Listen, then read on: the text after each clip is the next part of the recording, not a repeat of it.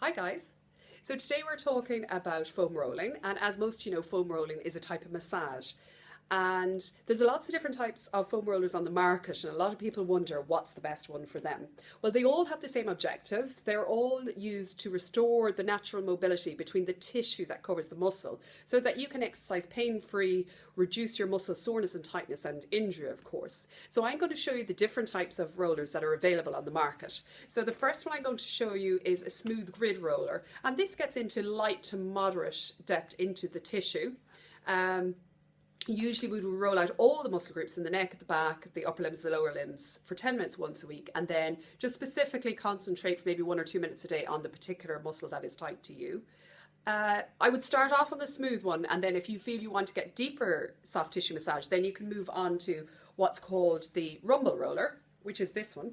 And you can see this has raised areas that get in particularly deep into the muscle.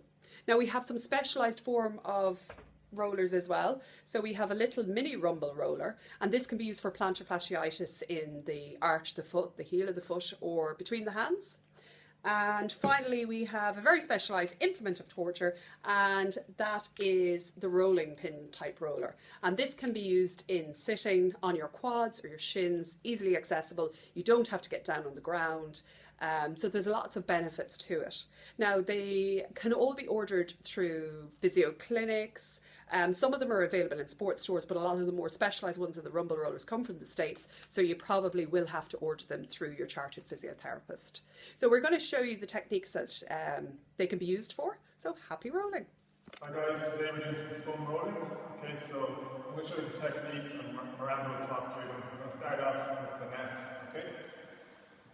Okay, so we're starting with the neck, and you can use either the smooth or the rumble roller, depending on how used you are to them. So if you want to get in deep, you're going to use the rumble roller like Joe, and he's mobilising his neck by looking right and left. This mobilises the joints and the soft tissues. And generally once a week we roll out every single muscle in the body, and then on a daily basis we just target the particularly tight areas. So we're going to move down to the mid-back now. So Joe's going to position himself, he's going to cross his arms, and using his legs he's going to lift up the bum and roll forwards and backwards.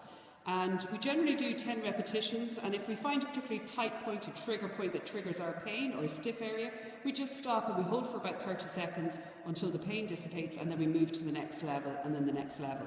So you can literally work vertebrae by vertebrae down the back, and then you move on to the low back. So we're moving on to the low back now, and it's the same technique.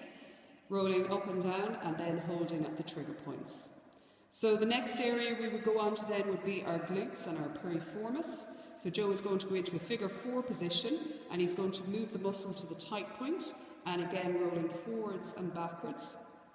It's quite a sensitive area, so you will get some tenderness, but if you compare right and left, you'll identify which one is more tender. So we're going to move on to the hamstrings now.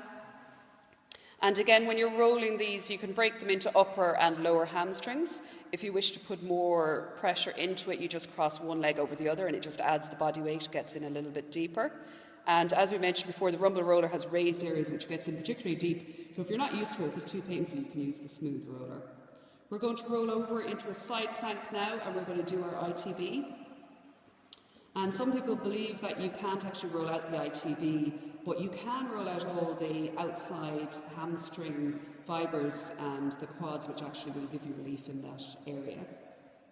So we're going to move down to our outer calves and our shins, and again in a side plank, and if you cross one leg you're going to get extra pressure, and it gives the body and the core a good workout as well. And now we're just going to do the main bulk of the calves. And we're going to cross one leg over the other to put extra pressure through it, and again 10 repetitions.